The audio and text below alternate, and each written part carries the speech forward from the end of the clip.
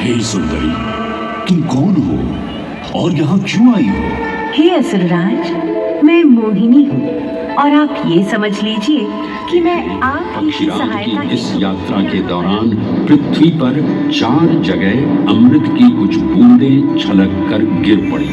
वे 4 स्थल Haridwar, Prayag. Welcome to my new blog. और guys आज आए हुए अभिषेक भाई हैं, अभिषेक प्रागी। अभी तो अंधेरा होने वाला है, तो जितनी जल्दी हो सके हमें यहाँ से निकलना होगा, क्योंकि यहाँ की सारी डिटेल जो कि ले ली गई है। हेलीपैड से पूरा सीन दिखाओगे कि नहीं? अरे यार बिल्कुल यार, बिल्कुल गाइस, आप लोग सपोर्ट करें, आज नहीं लेकिन किसी और दिन, बस आपके सपोर्ट से। भाई वैसे सारी चीज़ें कवर करते हैं, ऑलराउंडर। तो गाइस जाकर इनको चैनल को लाइक और सब्सक्राइब करिए। हम जा रहे हैं इस समय लेजर शो लाइट को कवर करने, और अभिषेक भाई भी मेरे पीछे बैठे हुए हैं। बस हम लोग जस्ट पहुंचने वाले हैं, पहुंच कर आपको जो नज़ारा है वो दिखाएंगे गाइस। देख कर एकदम मन चंगा हो जाएगा। फाइनली हम आ चुके हैं काली घाट पर, और अब जो है लेजर शो स्टार्ट होने वाला है मैच 5 से 10 मिनट में। कहाँ गए अभिषेक भाई? इधर है, अभिषेक भाई भी है साथ में, और बस स्टार्ट होने ही वाला है 5 से 10 मिनट में, है कि नहीं? आज हम लोग का पूरा फुल डे शूट चल रहा है साथ में, कोलैबोरेशन में। तो गाइस वीडियो अगर पसंद आए तो लाइक कर दीजिए, चैनल पे नए हो तो चैनल को सब्सक्राइब कर लीजिए। चलिए बस वो देख सकते हैं कि 7 बज गए टोटल, और यहाँ पर कितना ज़्यादा शोरगुल है। क्योंकि यहाँ की लाइटें हो चुकी हैं बंद, ढेर सारी पब्लिक बैठी हुई है सीढ़ियों, और अभी शो होने वाला है स्टार्ट। गाइस ये देख सकते हैं,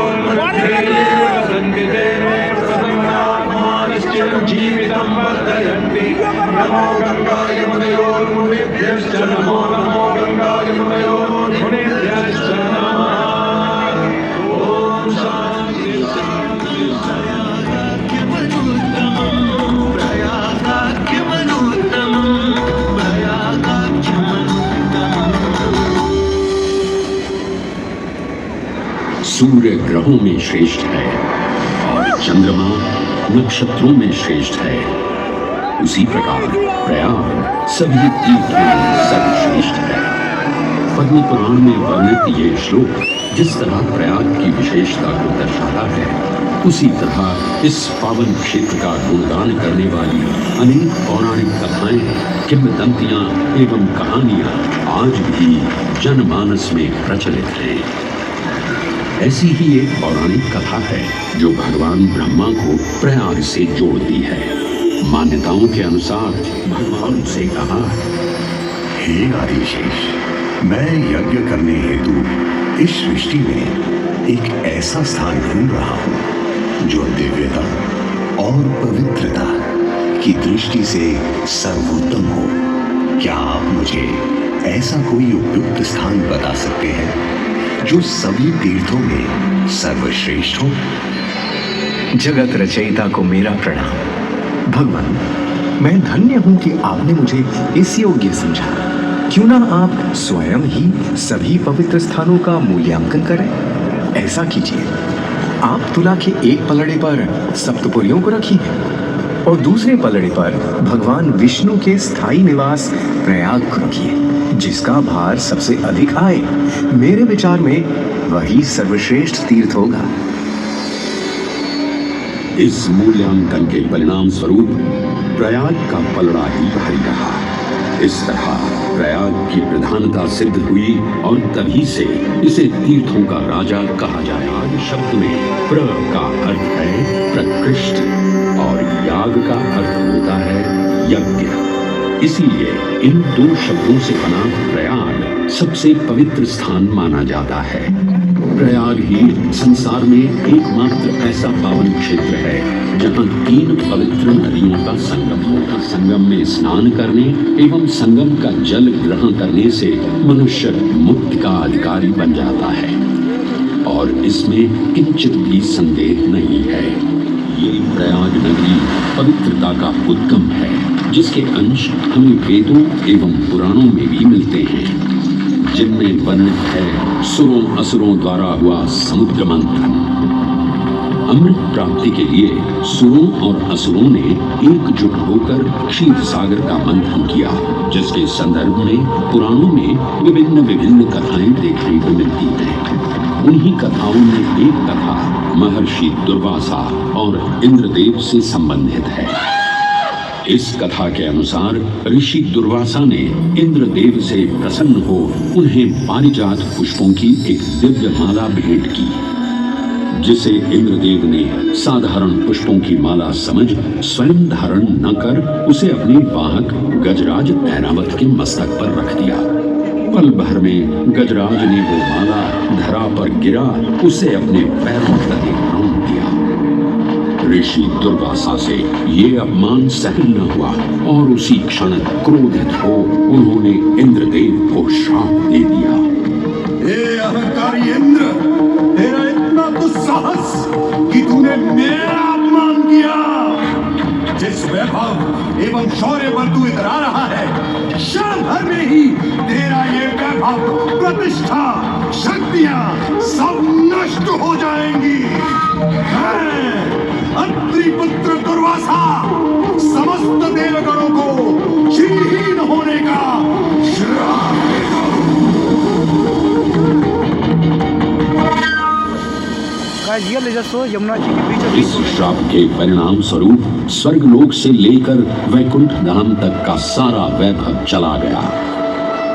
जहां स्वर्गलोक में सभी देवता अपना वैभव एवं शक्तियां खो चुके थे, वहीं वैकुंठ धाम में मां लक्ष्मी भी क्षीर सागर की गहराइयों में चली गई। उनके जाते ही सृष्टि का संतुलन बिगड़ने लगा एवं असुर राजा बलि ने तीनों लोक अपने अधीन कर लिए। ये सब देखकर सभी देवतागण अपने श्राप के निवारण हेतु भगवान विष्णु की शरण में जा पहुंचे और कहने लगे, हे पालनहार, हे स्वामी, अब आप ही हमें इस श्राप से मुक्त होने का मार्ग बता सकते हैं, अन्यथा हम अपनी शक्तियों से सदैव वंचित ही रहेंगे और युद्ध में कभी भी असुरों का सामना नहीं कर पाएंगे। हे देवराज, ऋषि दुर्वासा के श्राप से सभी देवतागण जीवन मृत्यु के काल चक्र में बंध चुके हैं। इस काल चक्र एवं श्राप से मुक्त होने के लिए अब केवल एक ही मार्ग शेष है और वो है समुद्र मंथन। इस समुद्र मंथन से निकलने वाले रत्न ही आपके खोए हुए यश, वैभव और कीर्ति को पुनः स्थापित करेंगे। परंतु आपको इस मंथन के लिए असुरों के बल की भी आवश्यकता होगी, क्योंकि उनके बिना यह समुद्र मंथन संभव नहीं है। जैसी आपकी आज्ञा प्रभु, हम असुरों के साथ समुद्र मंथन करने के लिए तैयार हैं। इस कालकूट विष के प्रभाव से महादेव का कंठ नीला पड़ गया और तभी से उन्हें नीलकंठ के नाम से भी जाना जाने लगा। अमृत कुंभ पाने की लालसा में सुरों और असुरों के मध्य एक घमासान युद्ध आरंभ हो गया। इसी युद्ध के दौरान स्वरभानु नाम का एक असुर अमृत कुंभ को अपने अधीन कर पाताल लोक की ओर चल दिया। तब अमृत कलश को वापस पाने हेतु देवतागण अपने आराध्य भगवान विष्णु का स्मरण। हे सुंदरी, तुम कौन हो और यहाँ क्यों आई हो? हे असुरराज, मैं मोहिनी हूँ और आप ये समझ लीजिए कि मैं आप ही की सहायता हेतु यहाँ पर आई हूँ। हमारी सहायता हेतु? परंतु वो कैसे सुंदरी?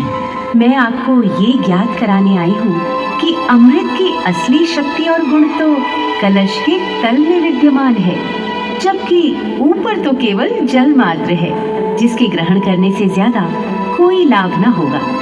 आप सभी इस अमृत को देवताओं के साथ बांट लीजिए।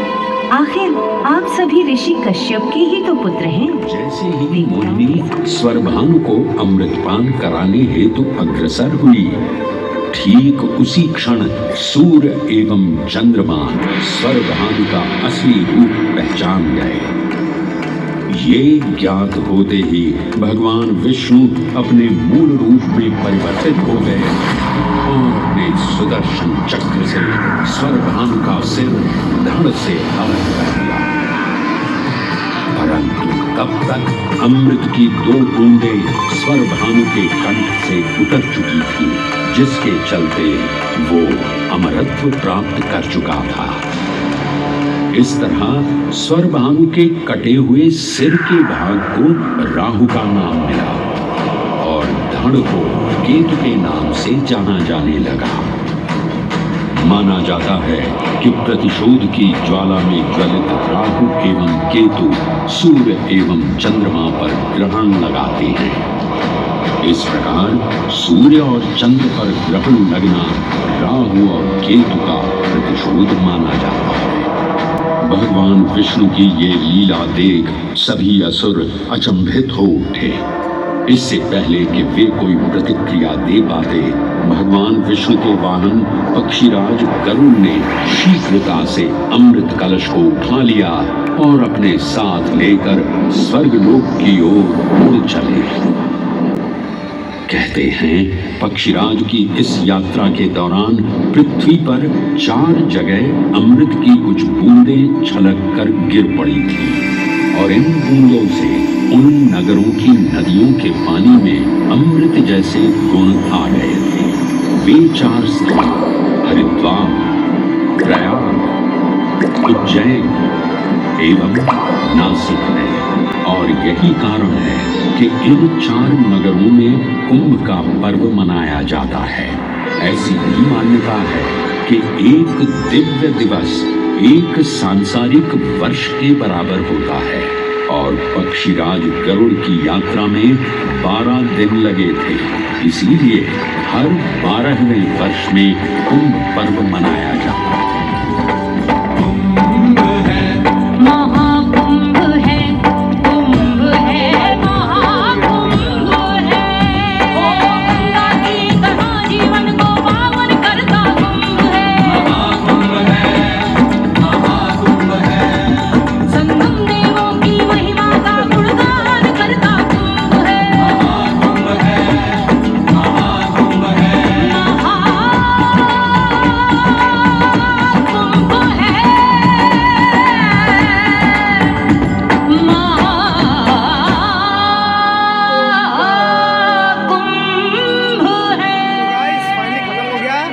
देख सकते हैं कितना ज़्यादा यहाँ भीड़ था गाइस, केवल लेजर शो लाइट देखने के लिए गाइस। और जो वो हुआ है ना, वो बिल्कुल यमुना जी के बीचों बीच में लाइटिंग लगी हुई है, वहाँ भी सारी शो आप मतलब देखने को मिली। तो गाइस देख सकते हैं कितना ज़्यादा भीड़ जो है देखने को आई हुई थी आज का लेजर शो।